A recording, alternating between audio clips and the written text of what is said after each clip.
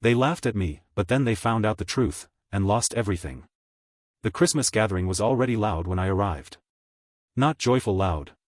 The kind of noise made by people pretending everything is fine.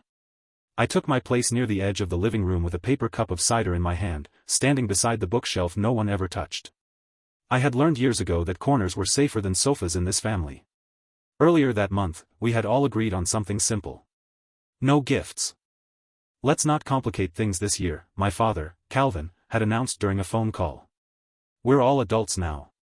My mother, Marla, had agreed enthusiastically. Presence is more important than presents. I nodded on my end of the line, even though no one could see me. Nodding had become instinct. Easier than questioning. Safer than hoping. So when I arrived empty-handed, I felt calm. Prepared. Invisible, as usual. Then the door opened. My brother Evan walked in with his partner and their daughter, and they were not empty-handed. Not even close. He carried 3 large gift bags, bright red with gold ribbon. His partner balanced 2 long boxes under her arm, one clearly shaped like a laptop, the other narrow and heavy. Their daughter dragged a jingling package behind her, struggling to keep it upright. The room changed instantly. My father stood up, laughing. "Oh, Evan, you didn't have to do all this." My mother hurried forward and hugged him tightly, as if he had just returned from war instead of a parking lot. I felt that familiar tightening in my chest. Not jealousy. Something older. Something colder. The gifts were placed in the center of the room like trophies. Paper rustled. Bows slid across the floor. Laughter rose in waves. Their daughter opened a gaming console. My mother unwrapped a designer handbag she had been casually mentioning for months. My father revealed a silver watch and turned his wrist so everyone could admire it. Applause followed. Smiles everywhere. At some point, my aunt leaned toward me and whispered, "Didn't you bring anything?" Before I could answer, Evan laughed lightly. "Oh, we agreed not to do gifts, remember," he said sweetly. "We're just being silly." My mother glanced at me. The look. The one that meant, "Don't make this uncomfortable." So I smiled. And stayed quiet. What no one in that room seemed to remember was what had happened 3 weeks earlier. Late one evening, both of my parents had called me in a panic. Property taxes. Confusing letters. Missed payments. Apparently, the house paperwork still carried my name. "Just temporarily," my father said nervously. "You remember, don't you? From years ago?" I remembered perfectly. Years ago, when debts were stacking up and my brother was still finding himself for the 3rd time, they had transferred the house into my name. "Only for refinancing," they said. "Just paperwork," they said. "You're responsible, Eli," they said. I paid. I signed. I kept copies. And when the tax notices began arriving in my mailbox instead of theirs last month, I finally understood. They had never switched it back. Responsibility had simply been allowed to slide quietly onto me, the way it always did. So I paid the overdue taxes. Silently. No thank you. No announcement. No acknowledgement. Now, standing in that glittering room, watching my brother glow at the center of attention, I realized something subtle had changed inside me. For the first time, I did not feel small. I felt finished. When my father finally cleared his throat and glanced in my direction, he said gently, "Well, some people show love differently." That was the moment. I placed my empty cup on the table. Put on my coat. And said calmly, "You're right. Some people do." No one stopped me as I walked out into the cold. No one asked where I was going. They did not know yet that the house they were celebrating in no longer truly belonged to them. And that Christmas was about to become very quiet. I drove for nearly an hour with the radio off, letting the silence do its work. Every mile peeled something away. Habit. Guilt. That reflex to apologize even when I had done nothing wrong. Around midnight, my phone began to vibrate. First my mother. Then my father. Then my brother. I didn't answer. Because by then, the paperwork was already moving.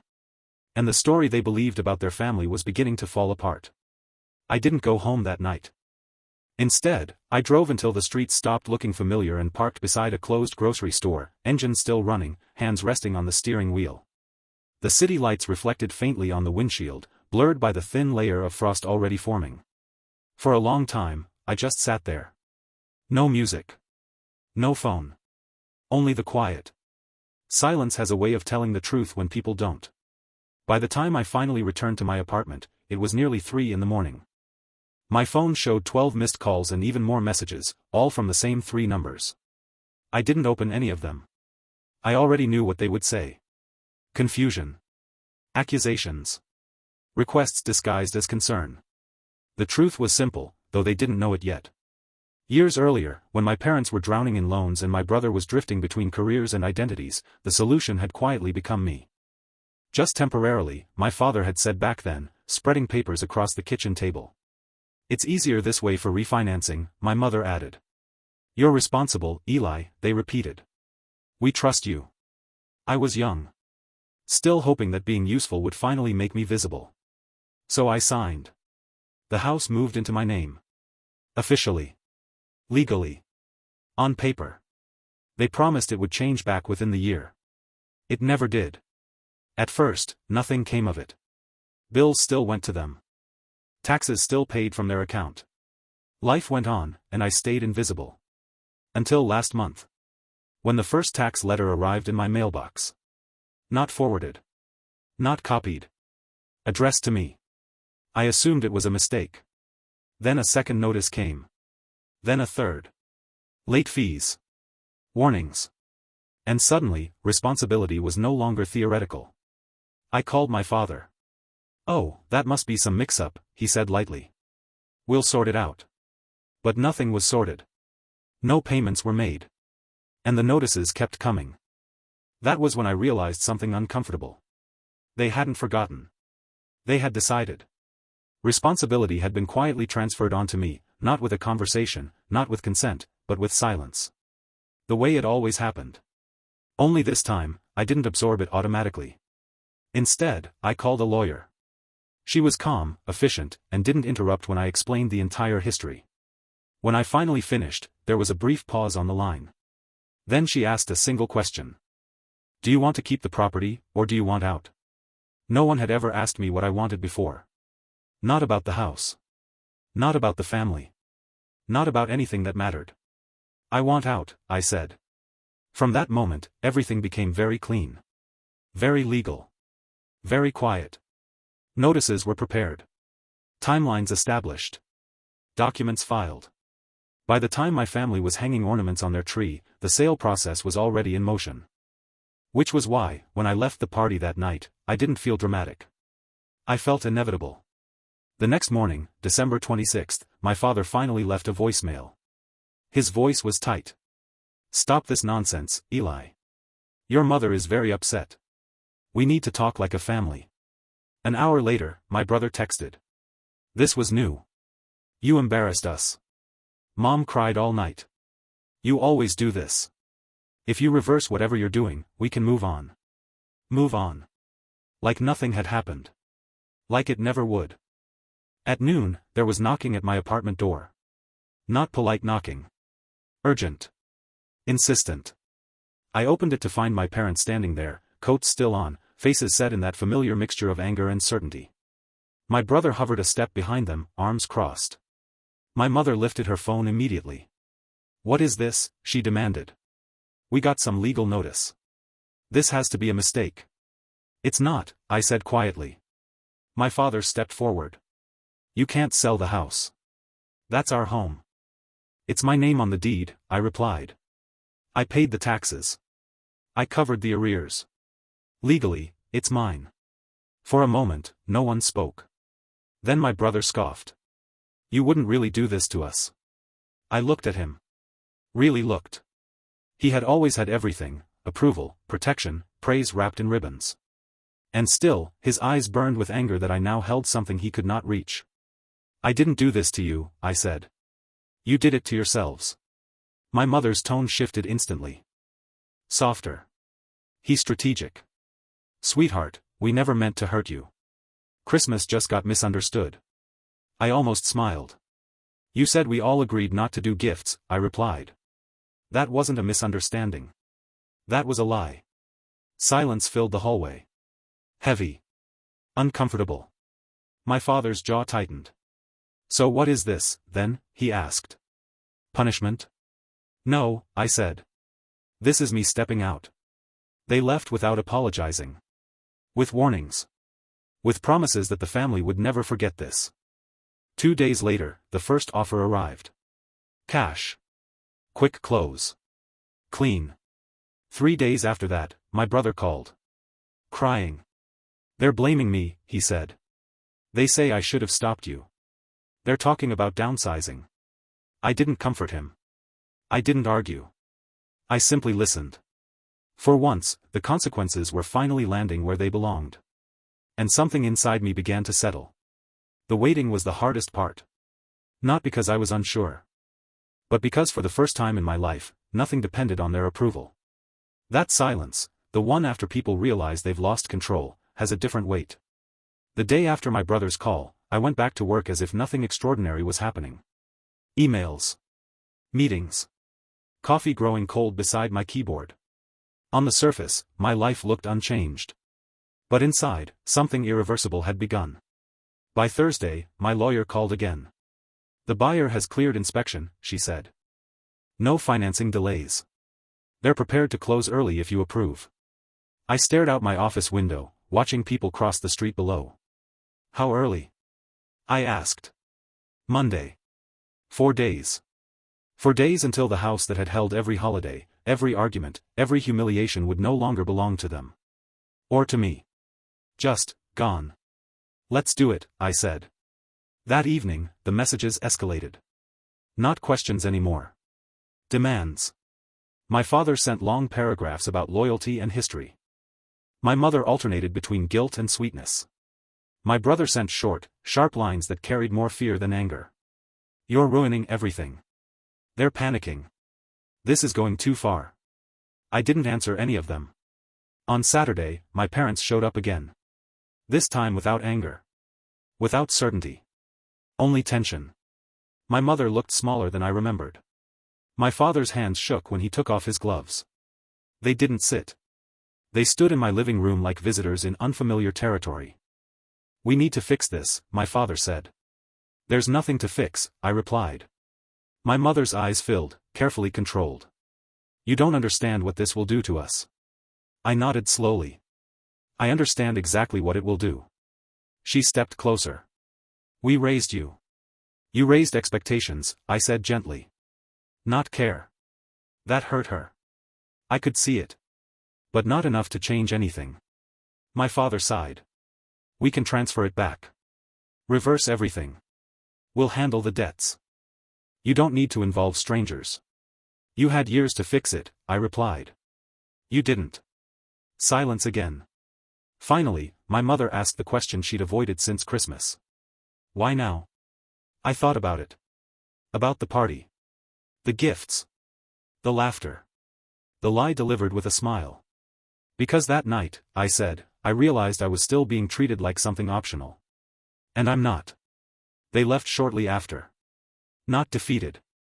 Not angry. Just, uncertain. That was new. Sunday passed quietly.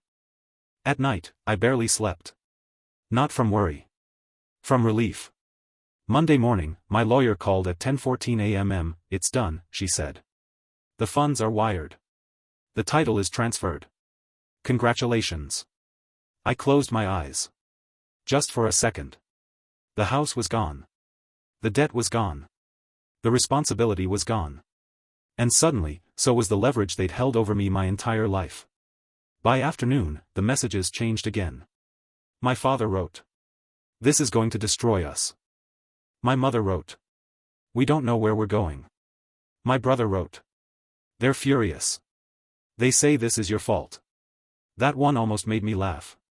Tuesday morning, my brother appeared at my door. Alone. No parents. No certainty. Just a thin smile that didn't belong on his face. Can we talk? He asked. I hesitated, then stepped aside.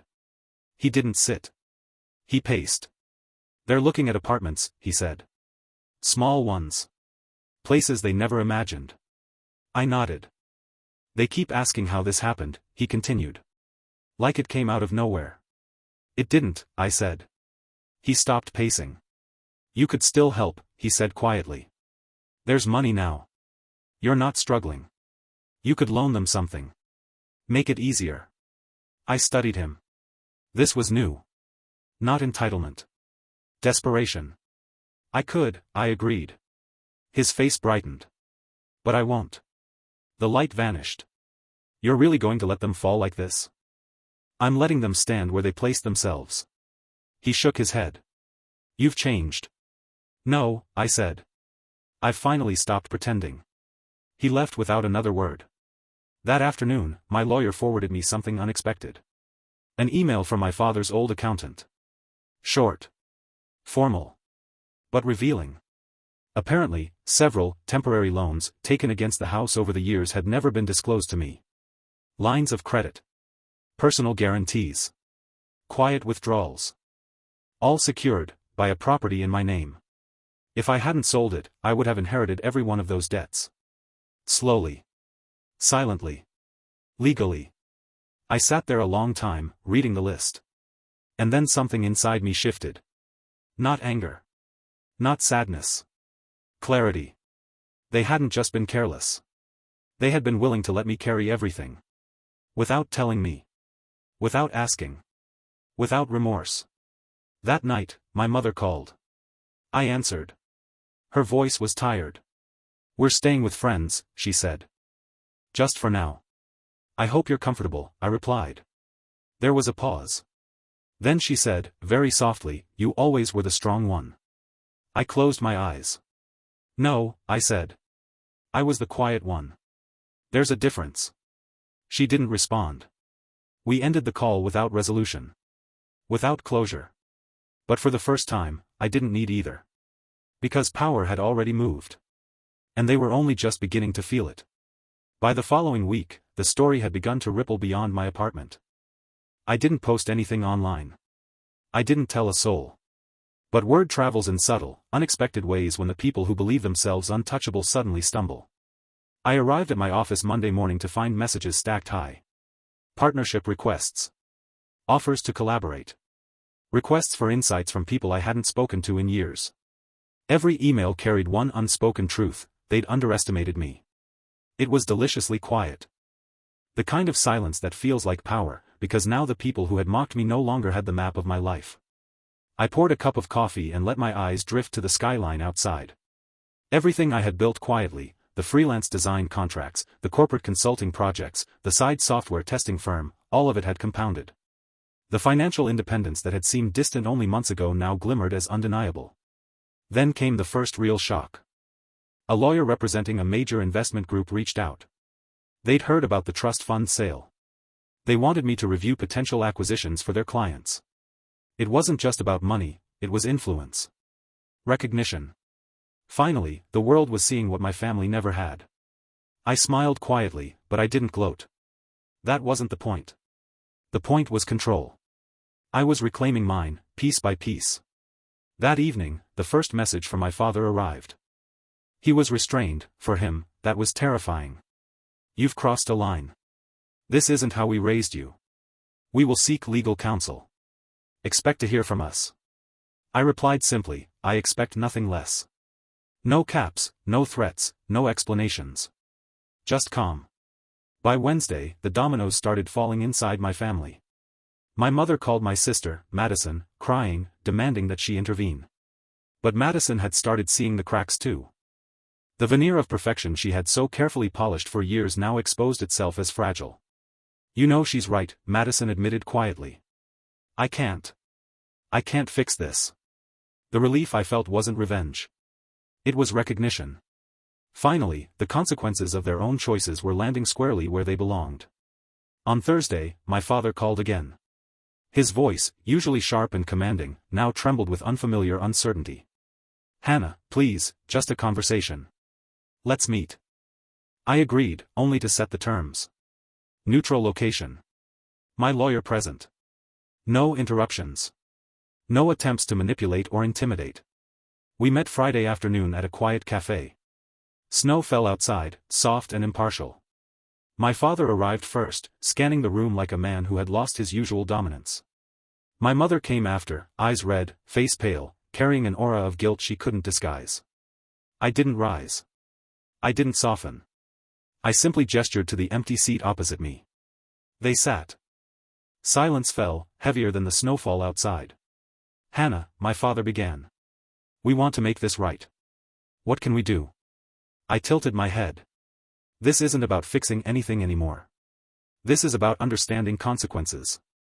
You have finally felt what it's like when your control doesn't dictate reality. My mother's lip trembled.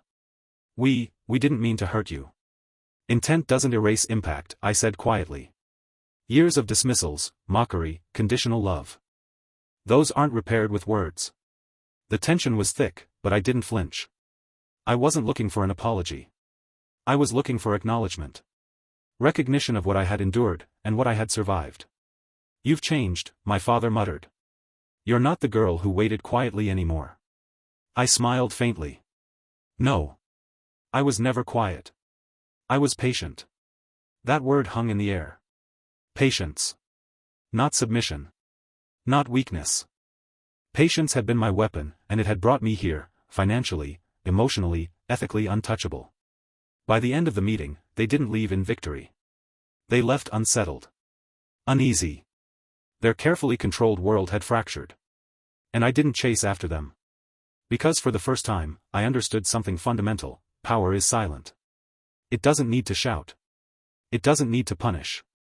It exists quietly, immovable, until the world finally acknowledges it. That night, I poured a glass of wine, leaned back in my chair, and looked at my apartment. A space that belonged entirely to me. My phone buzzed. Madison. I never realized. I'm sorry. I can't undo it. But I see now. I didn't reply immediately. Instead, I closed my eyes and let the feeling settle. Recognition.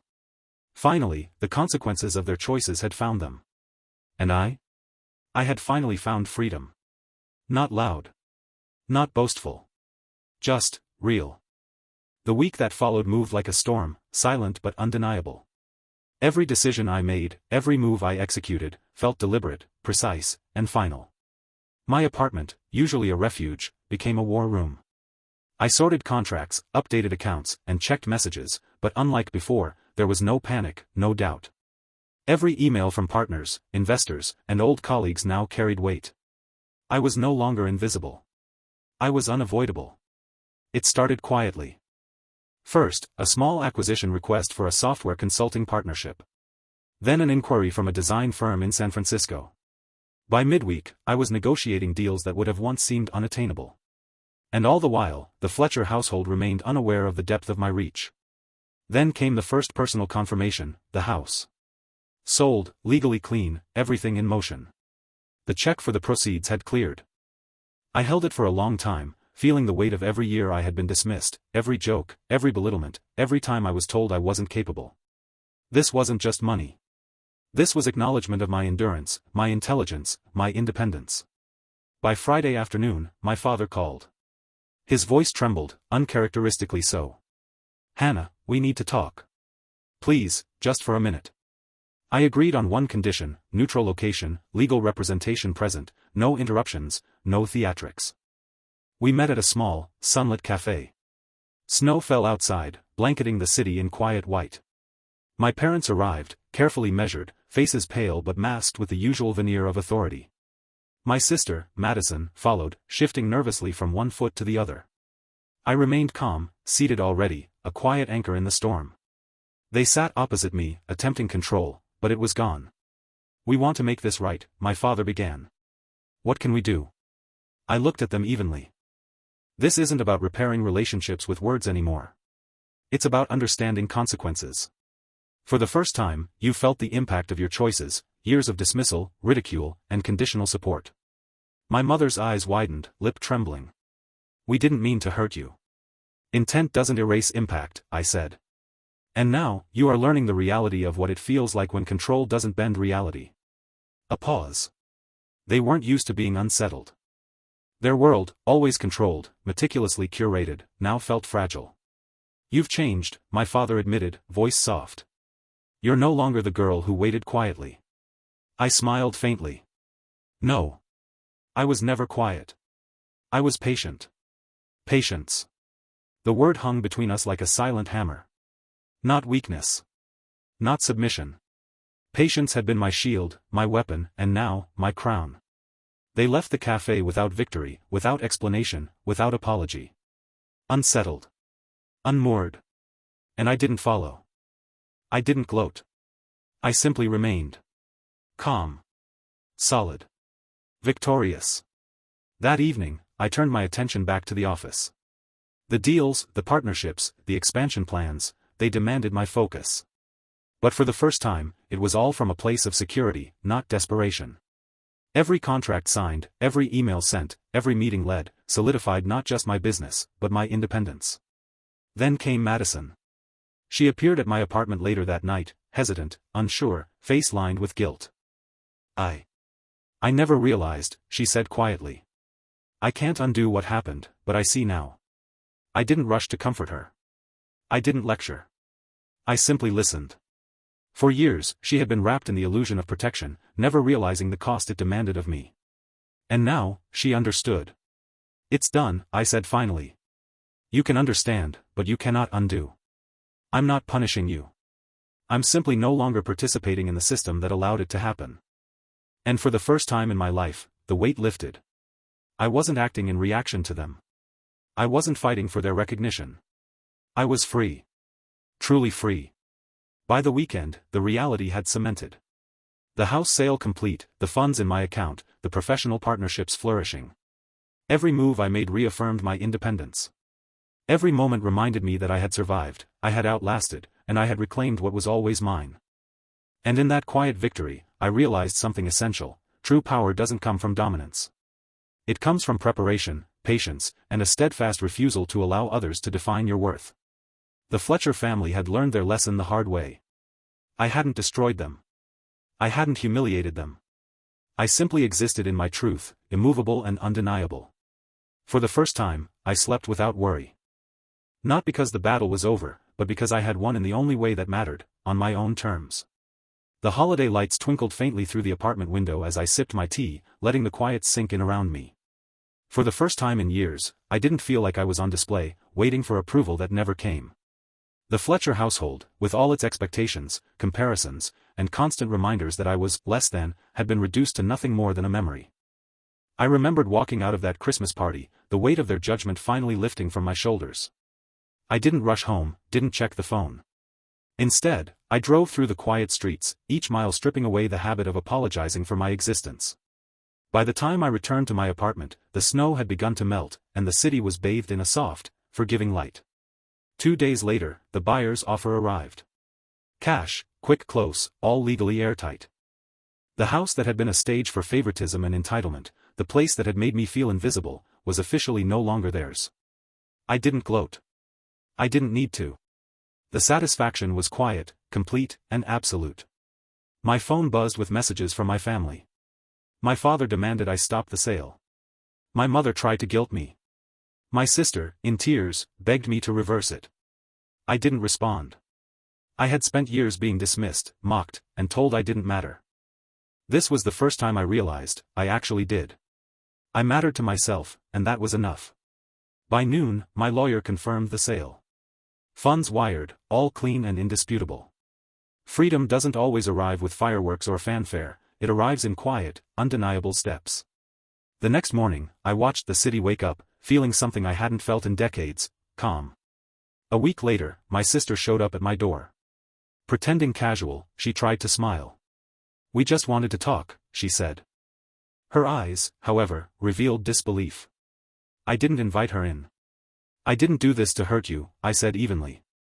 "I did it because I finally stopped hurting myself." Her protest faltered. "But, we're family." I smiled softly. Family doesn't demand you step on me to feel safe.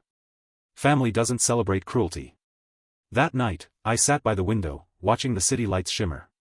For the first time, I felt free, truly free, not just in my bank account, but in my mind, in my spirit.